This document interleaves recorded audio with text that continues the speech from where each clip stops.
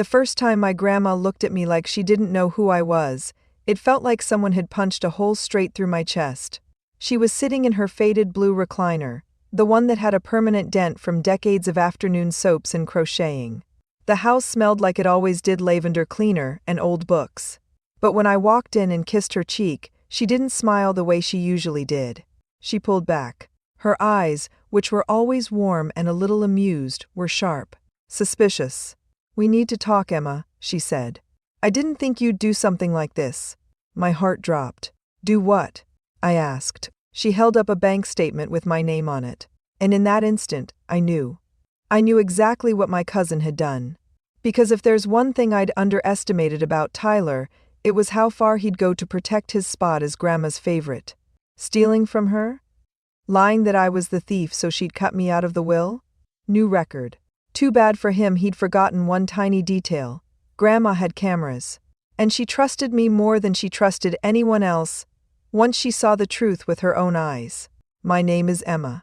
I'm 24, from a small town in Ohio, and for most of my life my extended family has been divided into two categories. People who thought my cousin Tyler walked on water. People who knew better and were too tired to argue. Tyler is a year older than me. Blonde, athletic, and the kind of charming that makes teachers laugh at jokes that aren't funny. Growing up, he was the golden grandchild. Top of Grandma's fridge, his soccer photos, his honor roll certificates, his employee of the month picture from the hardware store.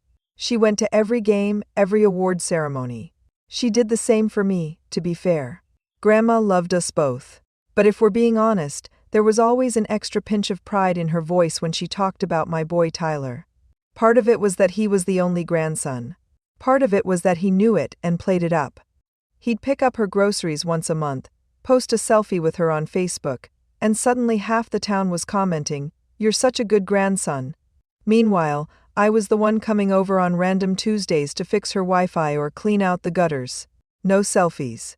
No posts. Just doing it. Grandma knew. But everyone else saw what Tyler wanted them to see. When Grandpa died, I was 16. Grandma handled it better than I did. She made casseroles for her own visitors. She wore his flannel shirts around the house for months. One afternoon, I found her at the kitchen table with a manila folder spread out in front of her. "What's that?" I asked. She sighed. "Your grandfather's lawyer dropped off some papers," she said. "We're updating my will, just in case." I sat down. "You okay?" I asked. She patted my hand. "I'm fine, sweetheart," she said. "I just want to make sure what little I have goes where I want it to. Your mom, your aunt, you kids." She showed me the rough breakdown. The house would go to Mom and Aunt Lisa equally. Tyler and I would each get some bonds Grandpa had bought years ago. There was also a small savings account that would be split between us grandkids. "It's not much," she said. "But I want you two to have a little head start." I hugged her. "Thank you," I said.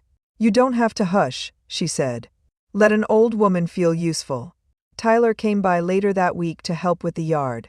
I heard him in the kitchen saying, "Don't worry, Grandma, I'll look after you when you're old and gray." She laughed. "I'm already old and gray," she said. He grinned. "You know what I mean," he said. He saw the folder on the table. "What's this?" he asked. "Just boring paperwork," she said. "You don't need to worry about it." He glanced at the cover. "Will and Amp Trust Documents," it said. His eyes flicked up to hers. "Anything I should know?" he asked lightly. She shook her head. "You'll find out when everyone else does," she said. "Now go mow the lawn before the HOA writes me another nasty letter." He laughed and went outside. I remember thinking, at the time, that the way he looked at that folder made me uneasy. Like he'd just seen the score of a game he hadn't realized he was playing. Fast forward 5 years. I was out of college, working my first semi-adult job as a marketing assistant at a local firm. The pay wasn't amazing, but it was something. I still visited Grandma every week. We'd watch game shows. I'd fix whatever minor tech disaster she'd gotten herself into. "Emma, why won't my tablet turn on?" "Because it's not charged, Grandma. That'll do it." Tyler visited less.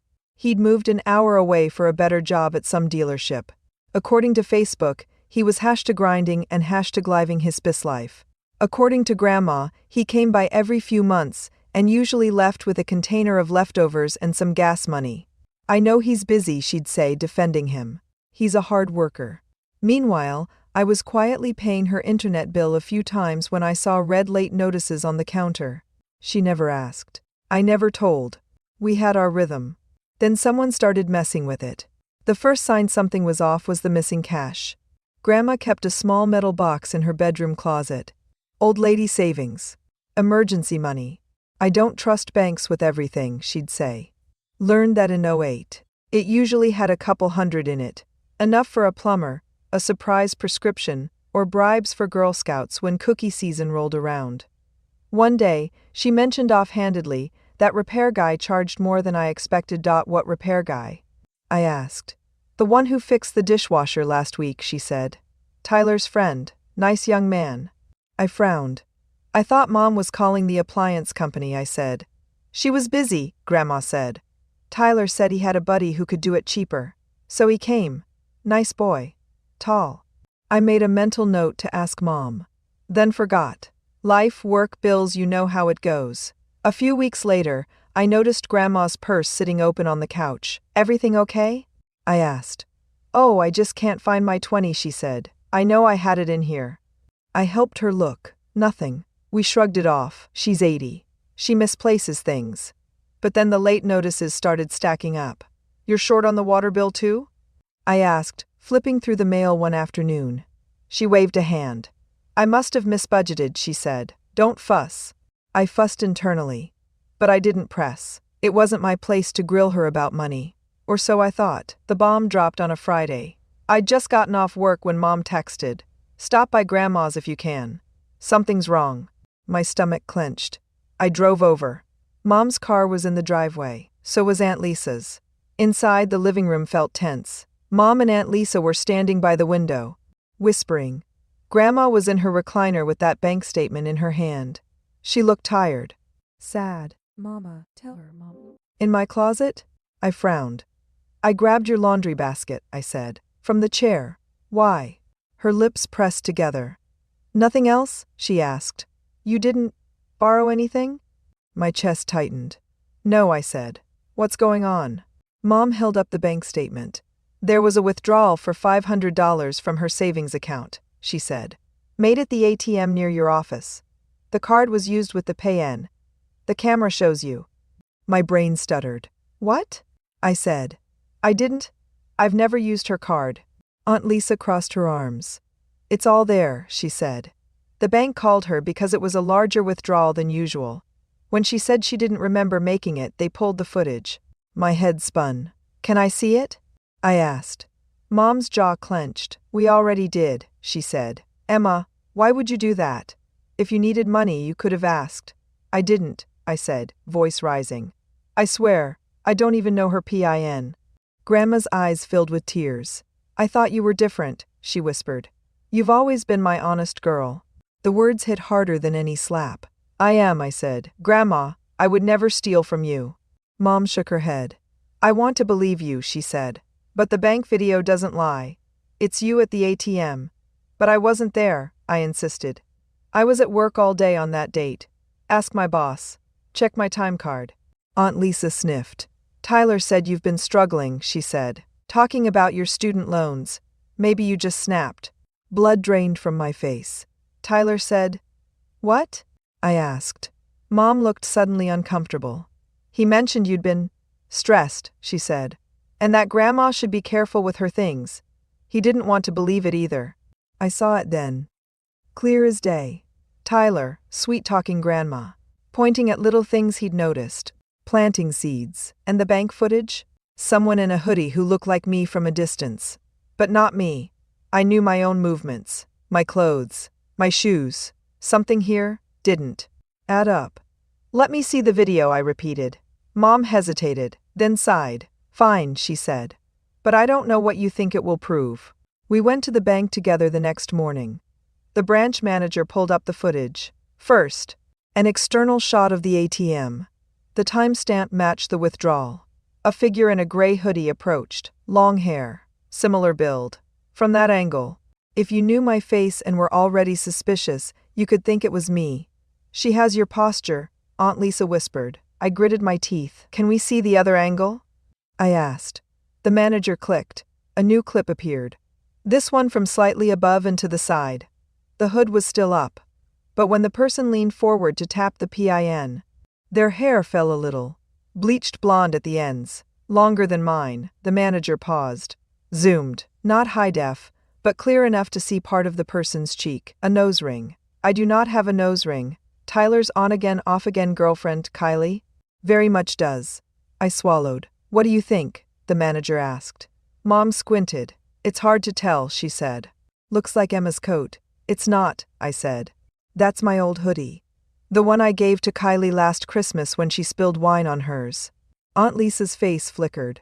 You gave her your hoodie? She asked. Yes, I said. Tyler was there. He said she was cold. I grabbed something from my car. She never gave it back.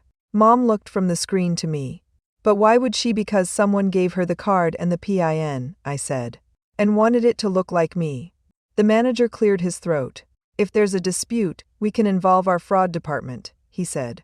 But since Mrs. Green authorized us to flag this as suspicious, we've already frozen the card. Thank you, I said. On the way back to Grandma's, Mom was quiet. Aunt Lisa chewed her lip. Finally, Mom said, even if it was Kylie at the ATM, that doesn't prove you didn't take the card from the house. I stared out the window. You really think I stole from the woman who taught me how to braid my hair? I asked softly. Silence. They didn't answer. At Grandma's house, Tyler's truck was in the driveway. Of course. We walked in. He was at the kitchen table, flipping through a magazine like he didn't have a care in the world. Hey, Em, he said. Rough day? I wanted to rip that smug look off his face. Instead, I went straight to Grandma. She was in her recliner again, wringing a tissue. Grandma, I said gently. The bank video? It wasn't me. It was Kylie, in my hoodie. She stared at me. Tyler said what? I asked, turning to him. He raised his hands. I just told them what I saw, he said. I thought the hoodie looked like yours, that's all. You told Lisa I'd been complaining about money, I said. That I might snap. He shrugged. Everyone complains about money, he said. I was just worried. You know, looking out for Grandma. Rage burned in my chest. Who else had access to her card? I asked. Besides her. And you. He blinked. I don't touch that stuff, he said. I don't even know where she keeps in the cookie jar, I said. On the pantry shelf. Same place it's been for 10 years. You grabbed from it for pizza the night of the Super Bowl, remember? You said you'd pay her back. Grandma's eyes widened slightly. You were in the pantry that night, she said slowly. I remember. You knocked over the flour. Tyler's face reddened. So I grabbed $20, he snapped. I told her. I put it back. Did you? I asked, because she was short on cash after that. He looked at Grandma. I would never steal from you, he said, voice softening. You know that. She hesitated. Of course not, honey, she said automatically. Years of conditioning in that one sentence. Mom put a hand on her shoulder. Emma looked upset too, she said carefully. I think we all need to take a breath before we accuse anyone else. I realized something, staring at their faces. No matter how many inconsistencies I pointed out, they were primed to believe the version where I messed up. Because Tyler had gotten there first. Because he'd quietly fed them a story. I was behind. I needed a different angle. Proof that wasn't from a grainy bank camera. Something undeniable. That's when I remembered the conversation I'd had with Grandma 6 months earlier. About the neighbor's break-in. And the security system. Anyone coming in or out will be on camera, she'd said proudly. Now I can see if that mailman really is walking across my flower beds. I turned to her. Grandma, the night before the ATM withdrawal, I said, do you remember where your card was? In the cookie jar, she said. Same as always. And who was here that evening? I pressed. She frowned. You, she said. And Tyler. You brought lasagna. He watched the game. Did you have the cameras on? I asked. She blinked. I always do, she said. Because I thought if someone took that card from the cookie jar, there's a good chance we just caught them on Grandma Cam. Most people install security systems for outside threats. Burglars. Porch pirates. Nosy neighbors. Grandma's system covered those. tiny cameras above the front and back doors, one pointing toward the driveway. But the installer had also convinced her to add a few indoor ones. Just in case you fall, he'd said. Or if caregivers come over. It's good peace of mind. So there was one in the hallway, one in the living room, and, crucially, one in the kitchen pointing toward the pantry. So you can check the oven, Grandma had said, without getting up. At the time we'd joked about her big brother setup. Now it felt like Chekhov's camera. Can I see the footage from last Thursday? I asked. Tyler stiffened. Why? He said. Because that's when the card went missing, I said. Grandma hesitated. I don't know how to work all that, she said. Your Uncle Mark set it up. Uncle Mark, Aunt Lisa's husband, poked his head in from the dining room. I heard my name, he said. I explained quickly. His eyes widened. We can check, he said. It keeps about 30 days of footage. He grabbed the tablet Grandma used to monitor the cameras. Tapped the app. Scrolled back. It took a few minutes to find the right timestamp. The night we'd had lasagna. On the screen we watched a sped-up version of dinner. Me arriving with a foil-covered tray. Tyler walking in with a six-pack. Us eating. Me leaving around 9. The front door camera caught me hugging Grandma goodbye. Tyler stayed. The kitchen camera showed him cleaning up plates. He put leftovers in containers. Tossed the foil. Then, around 9:30 a.m., he walked over to the pantry. Opened it. Reached up. Pulled down the cookie jar. My heart thudded. Side angle, not perfect, but you could clearly see him unscrew the lid. Take something out. Slip it into his pocket. He put the jar back. Closed the pantry. Walked out of frame. A moment later, the hallway camera showed him putting on his jacket. Night, Grandma, he called. Her voice, faint but audible, replied, Good night, dear. He left. Uncle Mark paused the video. The room was silent. Tyler's face was white. Probably just getting a cookie, he said weakly. I hit play again. Backed up 30 seconds. When he opened the jar, the camera caught a glimpse of its contents. Not cookies. Envelopes. The debit card holder. A folded stack of cash. When he lifted the card, the security system's motion focus auto-zoomed for a second. You could clearly see the bank logo. And the last 4 digits.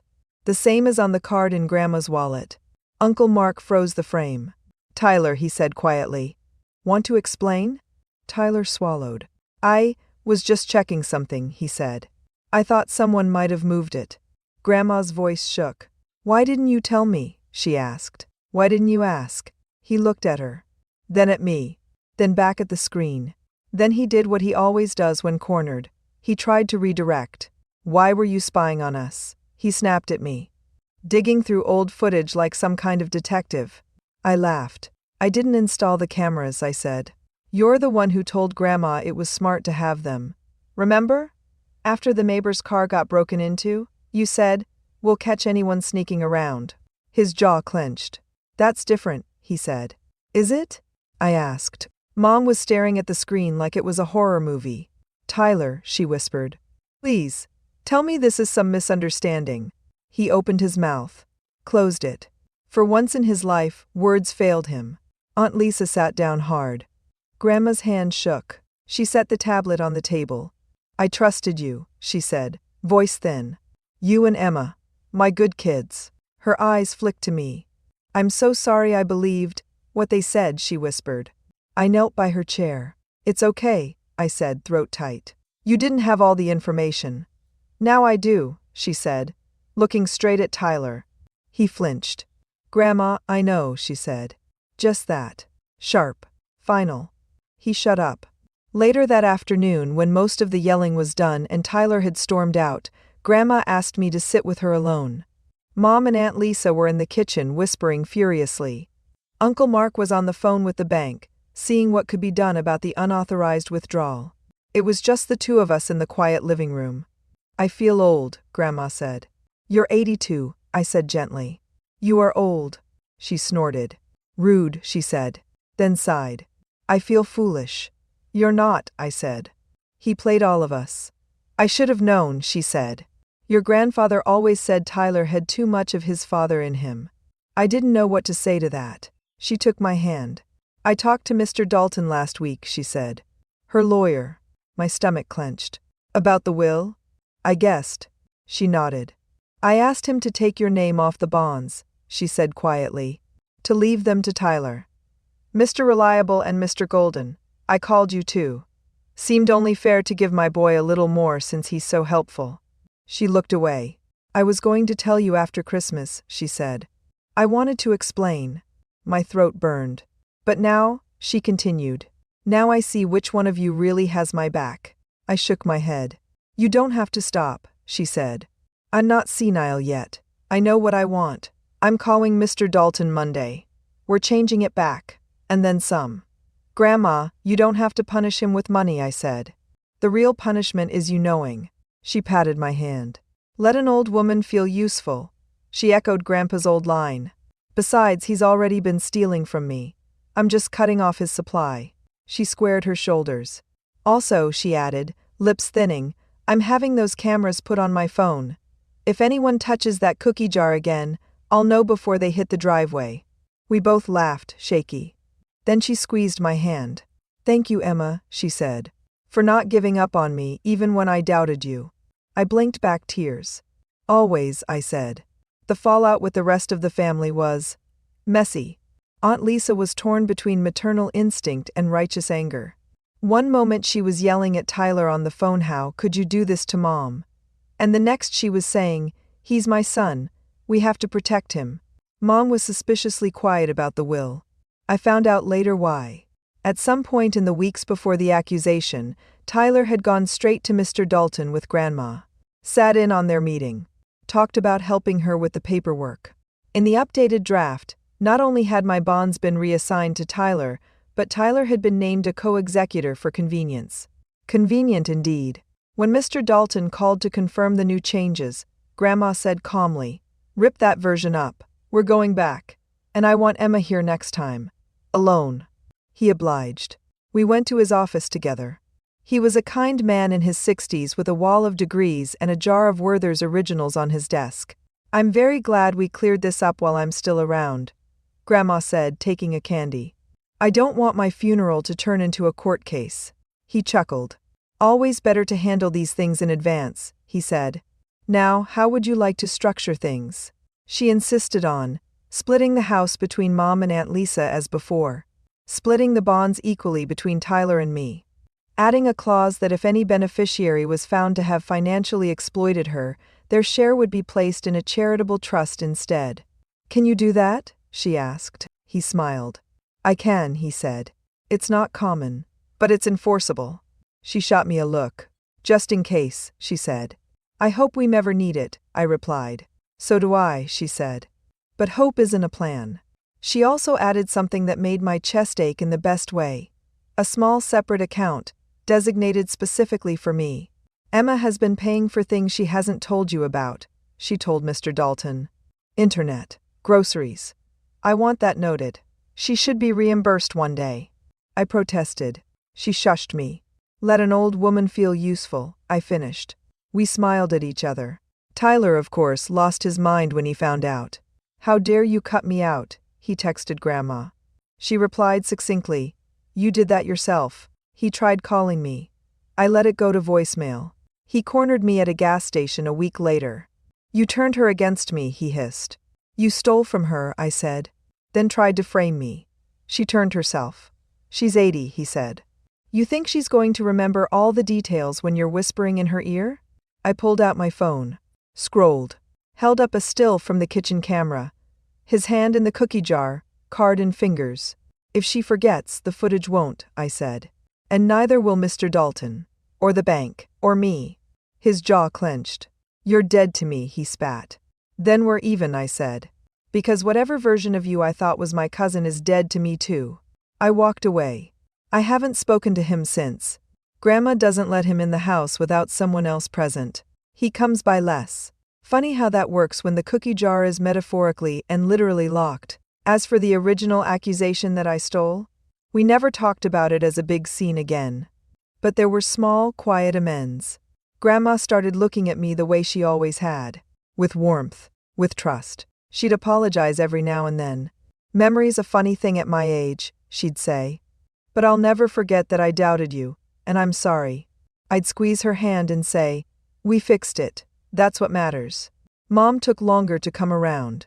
She didn't apologize like Grandma. But I noticed changes. The next time I offered to pay a bill, she said, "No, honey, Grandma's got it." When someone at church made a snide comment about kids these days always taking advantage of their elders, Mom said loudly, "Not my Emma. She looks out for her grandmother better than anyone." It wasn't a full admission of wrong. But it was something. Aunt Lisa and I had a more direct conversation. "I want you to know," she said one afternoon, "I believed Tyler at first because I needed to. He's my son. I couldn't wrap my head around him doing something like that."